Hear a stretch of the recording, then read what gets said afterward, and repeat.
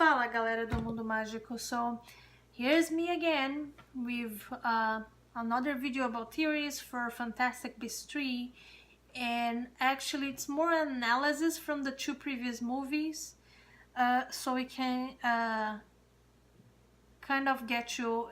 I'm gonna cut in divide it in different videos, so we'll get into this theory. I'm gonna point out what will be happening in the Fantastic Beasts 3, or perhaps any of the three next movies. So my theory is based in new information that I got from the book. Let me see if I get this right because the name is long. But what caught my attention was Queenie's birth certificate, and I think it's very meaningful to the story. So in Queenie's birth certificate, we will find out that Queenie is a half-blood. Why is this important to the story? So what is going on there in United States, within the wizard community, is that there is this separation, let's put that way. I don't know if I can say segregation, but it feels a little bit that way, between people that are magical and non-magical. And so those who have even mixed blood with non-magical people, they actually suffer discrimination as well.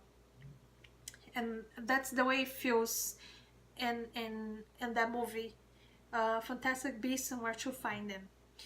And the reason I'm saying that is because Queenie and Tina, they are sisters. And I'm believing that although they are called sisters, they perhaps were just sisters, either orphanage sisters, or maybe they're just half sisters. Why I'm saying that? Because Queenie, because she was half blood, she didn't get a good position, a good job in the Ministry of Magic, although we know that she has this very powerful skill, which is legitimacy, but they didn't give her a job that she could use that skill in big scale. But Tina, who doesn't have the same skill, because she's full blood, she got a high position job, a desk job, and eventually she got another job. That's how it looks like that it works in America, in the American law enforcement and the MACUSA. So but since they were considered sisters, they call themselves sisters. I'm guessing that's where it gets funny, because then I'm like, maybe they were not sisters, or if they were sisters, they are just half-blood sisters, half not half-blood but half sisters. And so I'm thinking perhaps they spend a time after their parents died, in Mary Lou Barebone's orphanage or Mary Lou Barebone's house, and that's how they get to know Mary Lou Barebone, and perhaps that's how they get to know eventually Credence, and that's why Tina was so antagonist to Mary Lou Barebone way to treat the children, and that's how she knew the woman. But I think we are up to something there, because why would they place this big information there that Queenie is half-blood? She's not pure wizard. And interesting enough, she is a legilimate. So within this line also, that would kind of show Queenie's motivation in the second movie, when she is desperate for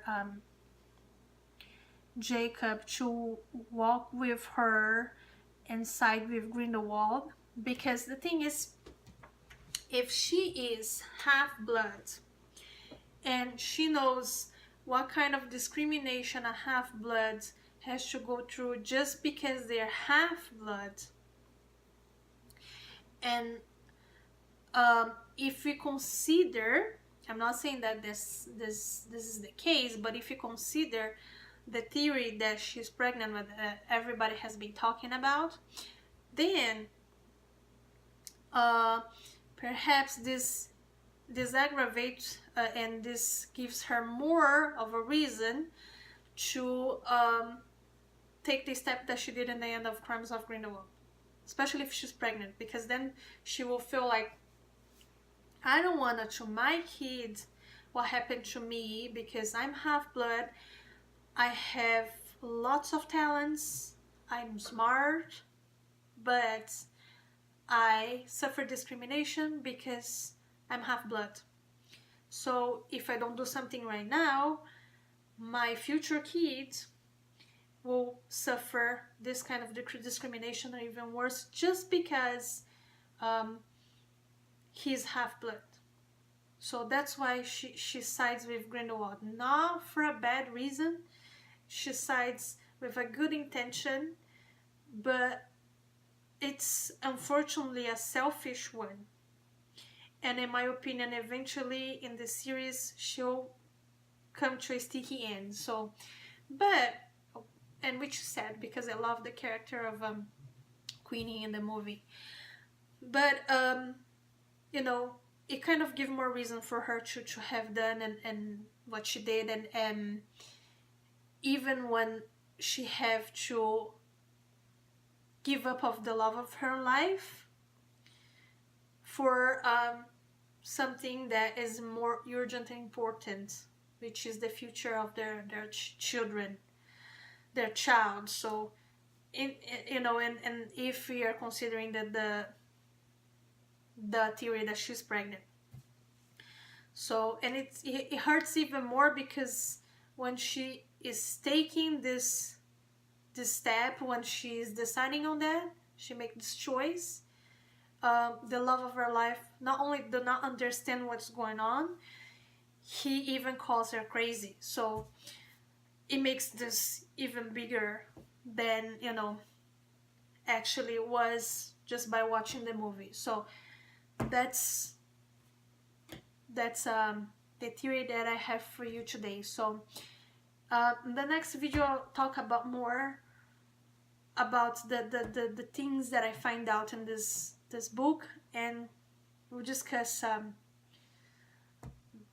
you know, all this new theories that come from this, you know, little hints here and there in the book. So, but for today, that's all that I have for you. So, ciao ciao.